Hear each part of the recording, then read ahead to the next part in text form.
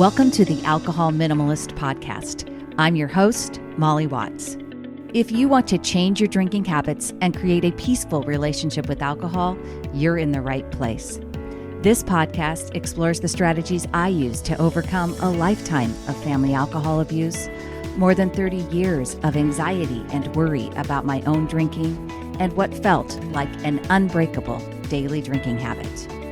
Becoming an alcohol minimalist means removing excess alcohol from your life so it doesn't remove you from life. It means being able to take alcohol or leave it without feeling deprived. It means to live peacefully, being able to enjoy a glass of wine without feeling guilty and without needing to finish the bottle. With science on our side, we'll shatter your past patterns and eliminate your excuses. Changing your relationship with alcohol is possible. I'm here to help you do it. Let's start now. Well, hello and welcome back to the Alcohol Minimalist Podcast. With me, your host, Molly Watts, coming to you from, it's chilly Oregon this morning. I think it's going to be clear though today, which is happy. We've been in the clear rain kind of pattern for the last few days. We had an epic, gorgeous spring day on Saturday. I mean, it was almost 70 degrees and I got to take a really long walk outside and it was just so beautiful.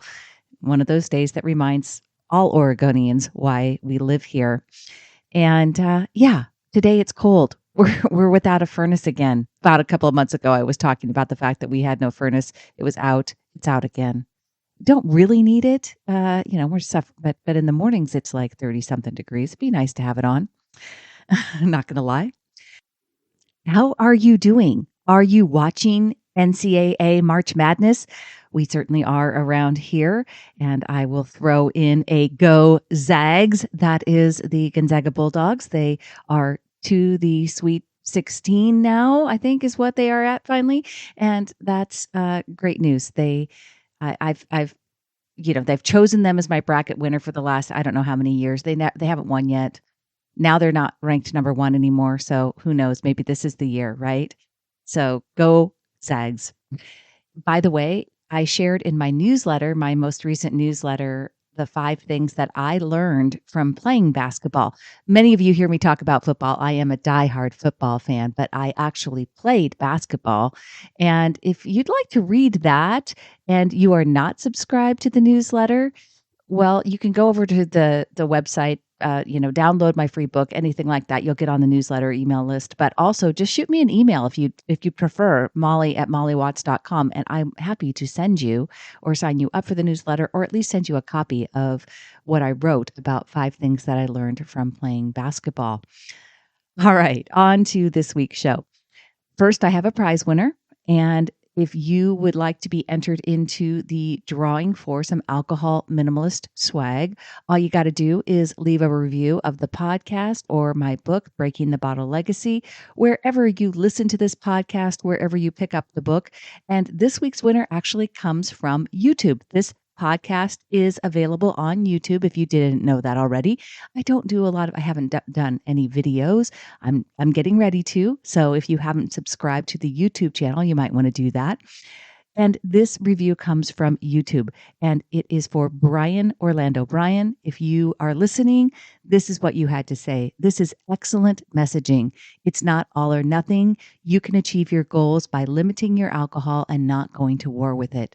Thank you. I appreciate that. I agree with you. You can achieve your goals. He's talking about goals. That's coming up later here, folks. And without going to war. Yeah, we're making peace with alcohol, right? So I appreciate you listening, Brian. And if you would like to email me, molly@mollywatts.com, I will send you out some alcohol minimalist swag. All right. This is part number 2 in a 3-part series that I am talking about that I said was planned. And last week I talked about the difference between having a drink plan and planning to drink. And this is a really important distinction, especially for those of you who have been successfully incorporating multiple alcohol-free days each week, but then leaving days that you do drink without a specific plan. You might want to go back and listen to last week's episode if that is you. And if you also find yourself resistant to making a plan for the days that you decide to include alcohol, that is really kind of telling you something, right? It's something that you want to get curious about. Why is that?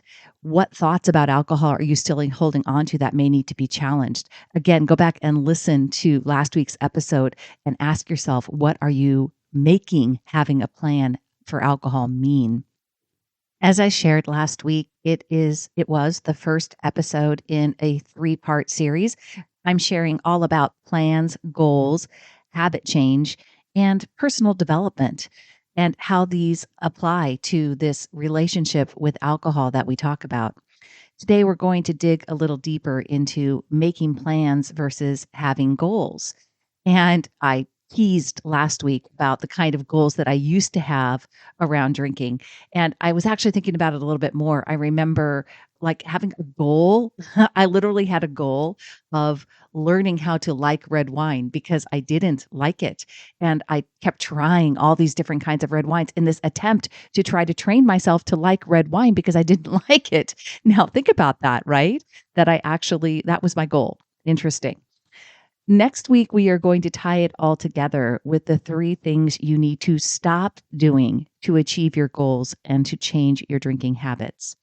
And as I shared during week 1, one of the biggest takeaways that you will hear from me is that your life, your specific challenges, your constraints, all of those things that make your life situation unique, they matter. And we'll talk about making this area of personal development more personal. And this is what I believe about alcohol and about your drinking habits and about changing your relationship with alcohol. I believe it's just like anything else in terms of the areas that we focus on and making it an area of personal development. This week, we're going to talk about plans versus goals and what your actual goal is for including alcohol in your life. Do you have one? Is it clear and specific? When I talk about my peaceful relationship with alcohol, I share what works for me, which is, if you're new to the show, I adhere to the low risk limits for women, which is 7 standard drinks or less in any one week, and no more than 3 standard drinks in any one occasion. I talked a little bit about what that occasion time frame looks like last week. And I include multiple alcohol-free days each week. I include an alcohol-free month each year and one alcohol-free weekend per month. And this year, I actually am taking it just one step further. I have shared in my Facebook group, I talked about my goal for better than half, and I'm going for 70% alcohol-free days. I have a whole strategy around, based on the number of days in a month, how you can get there, and incorporating more sober October and more dry-ish July, not completely dry in those 2 months. And then, of course, dry January. Always participate in dry January. So anyways, that is what I'm doing. That for me is where peace lives. Being an alcohol minimalist is a little more concrete, and that is where peace lives for me. I can't decide what peaceful means for you. I know that if people reduce their alcohol intake to alcohol minimalist guidelines, they will be experiencing a dramatic improvement in their risk profile or the risks associated with excessive alcohol use. And still, peace may be for you being completely alcohol free, or it might be more than what I drink. Maybe it's 9 to 14 drinks per week. The number isn't everything, right? It's just a piece of the puzzle. It's a plan that is a part of the bigger goal. One of the key differentiators between what I teach about alcohol misuse or overdrinking is that overdrinking is just a habit. It's not a disease, a character flaw, or even an addiction. Yes, alcohol is an addictive substance, and some people become physically addicted to it, but that number is far smaller than the narrative around alcohol would have you believe. I've shared many times the joint study from the CDC and the Substance Abuse and Mental Health Services Administration that showed that only 10.2% of excessive drinkers were physically dependent. Clearly, there are a lot of people who are drinking well beyond low risk limits who aren't physically addicted to alcohol, but they may very well have a psychological dependence. And I talk about that all the time. We are programmed by society, by the recovery industry, by sober communities to believe that excessive drinking, over drinking, and alcohol misuse is not just a habit, right? Or even if we use the words habit, because I did see my drinking as a habit for sure. I've said here many times, I called it my oxymoronic habit because I had so much negative association with alcohol from my mother's physical dependence. It wasn't logical to me that I'd misuse alcohol. You would think I would want to avoid alcohol, right? That's what made more sense to me. So, since I hadn't avoided alcohol, I therefore believed that my genetics caused me to desire alcohol more than others. And that was why I overdrank. My genetics, I believed, created my drinking habit. And therefore, the habit was different than other habits. It was hardwired in me, literally, because like a part of my DNA. And why is that important? I'll illustrate that with another one of my habits that is a habit that doesn't necessarily serve me. I have a long standing habit of snacking on chips. Potato chips, tortilla chips, corn chips, you name the chip, I eat them. In my book, I share some of the backstory on eating chips as a habit pattern I learned from a very young age. And I know where the habit started with chips. And so I've never believed it to be unbreakable as I did with alcohol. In fact, there have been many times in my life where I haven't eaten chips. I don't eat chips every day like I used to when I was a kid, and yet I still feel a strong desire to eat chips in certain places, times, and in responses to events in my life. The length of time that I've had a habit around chips makes that neural pathway very ingrained.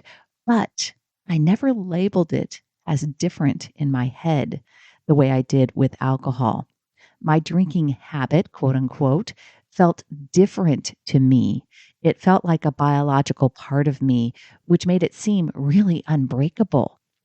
Now, if that's how you feel that your drinking habit is different, that it's more or less unbreakable for any reason, then I encourage you to stick around because when you change that thought, when you start to believe that your relationship with alcohol isn't too different than other habits, that's where we can create sustainable change and adopt an alcohol minimalist lifestyle for the rest of your life, right? Just a quick break to talk with you about Sunnyside. You hear me talk about it on the podcast, and truthfully, I have so many students and group members that share with me how Sunnyside is their preferred tool. It helps them build their healthier drinking habits and really create that peaceful relationship with alcohol. It's a tool that I feel very confident in recommending. And the Sunnyside team has recently, in September, launched a new iOS app. And that iOS app is going to just enhance the existing text message experience. It makes it easier to build healthier drinking habits for anyone looking to cut back or simply drink more mindfully. The new Sunnyside community is also available only in the new iOS app, and it gives you access to an engaged community of like minded people who are also on a journey to cut back on drinking and build healthier drinking habits. It's a safe, private space, and you'll get access to inspiration and advice from Sunnyside members as well as coaches. I encourage you to go check out Sunnyside. Go to www.sunnyside.co/Molly to get started on a free 15-day trial. That's www.sunnyside.co/Molly. All right, back to plans and goals, which are parts of habits, right? You see how this is all interconnected. We need to have all of these to create a peaceful relationship with alcohol. And we want to be clear about what each one looks like and how each works in our day-to-day lives. Last week, I talked about creating a doable drink plan and why having a plan ahead of time is an important part of rewiring your brain's neural pathway with alcohol. Changing how we think about alcohol, what we believe about it, that is at the core of sustainable change. In last week's episode, I highlighted the difference between having a plan and simply planning to drink. I suggested that if you find yourself wanting to plan to drink, you likely still have some work to do on your thoughts around alcohol. What I should have also said was that you may have some work to do on your thoughts around what having a plan means, what you're making it mean. Do you have thoughts like, why do I have to have a plan? None of my friends have a plan around drinking, or making a plan ahead of time takes all the fun out of drinking, or my plan in the morning is different than my plan at night. Here's what I know about plans and what plans mean for habits and what habits mean for your goals. Plans are stepping stones to habits, which are the stepping stones to goals. Making a doable drink plan is how I've built the habits I have as an alcohol minimalist. And the habits I have as an alcohol minimalist is what underpins my goal of having a peaceful relationship with alcohol. It's really easy to set big goals. Most people who work with me have no problem letting me know that their goal is to drink less. I would actually say that drinking less isn't the goal. It's the habit that is going to achieve the goal, which in my world is peace. I want to help you create a peaceful relationship with alcohol. And that goal is purposefully not defined by numbers or time. I referenced fast change versus slow, sustainable change last week, and I talked about making this area of personal development more personal.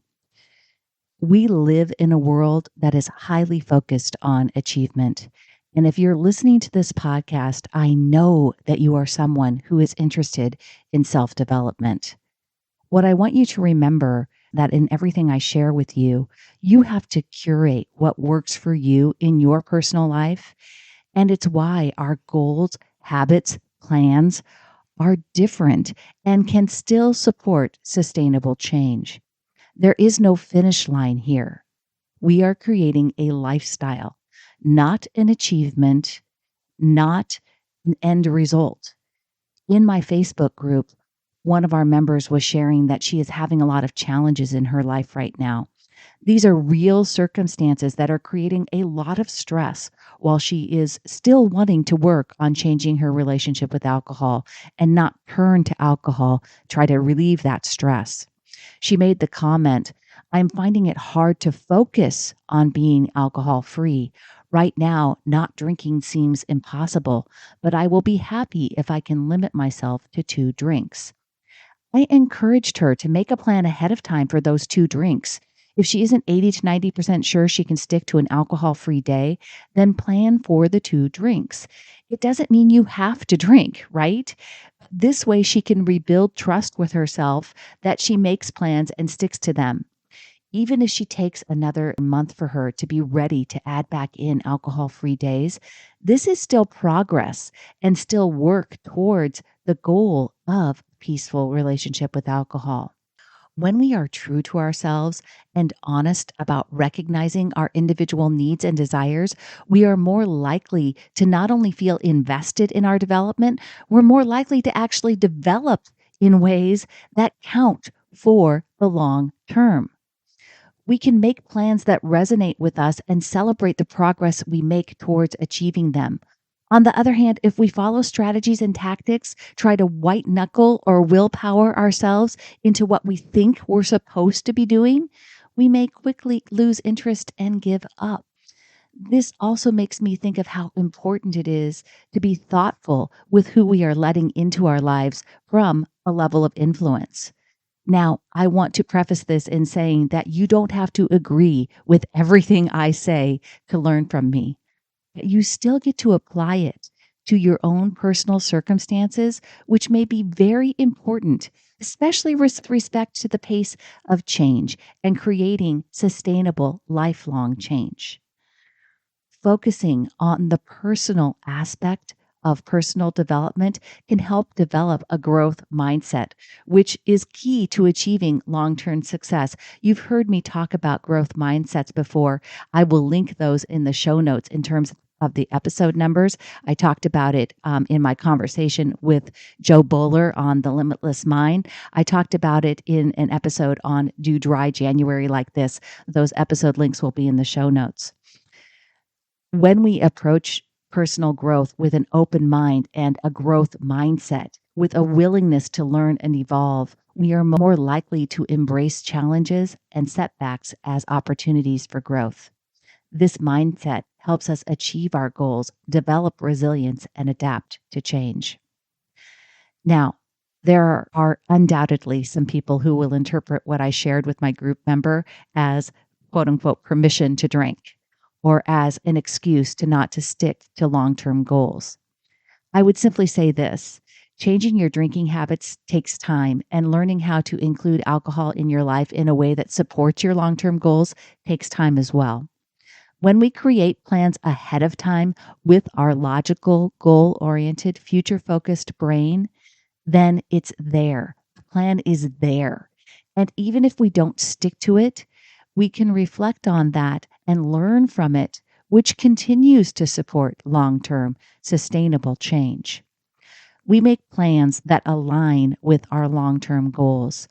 We take small steps towards new habits that become our default, that become the bedrock of our goal, peaceful relationship with alcohol for the rest of our life. We keep our mindset growth-oriented and anticipate struggles as just a part of the process.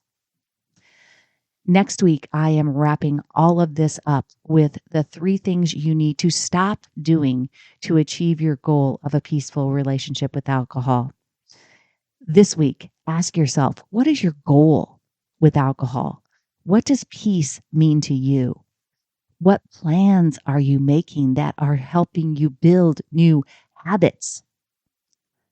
Finally, I just want to make sure that you really ask yourself, dig deep, do you believe that your drinking habits, that your relationship with alcohol is something that's just a habit-based action, that is something that you can have a goal around? Or are you still operating from that black and white binary narrative that says that if you are over drinking or misusing alcohol in any way, that you are diseased or broken or have a problem, right? If you still think that about yourself, I want you to challenge those self-limiting beliefs. I want you to start changing your thoughts and really see the possibility that this is just a habit that doesn't serve you, and you can absolutely, without question, create the change that you want. You can create a peaceful relationship with alcohol. It is possible, and I'm here to help you do it. Until next time, my friends, choose peace. Thank you for listening to the Alcohol Minimalist Podcast. This podcast is dedicated to helping you change your drinking habits and to create a peaceful relationship with alcohol. Use something you learned in today's episode and apply it to your life this week. Transformation is possible. You have the power to change your relationship with alcohol now. For more information, please visit me at www.mollywatts.com.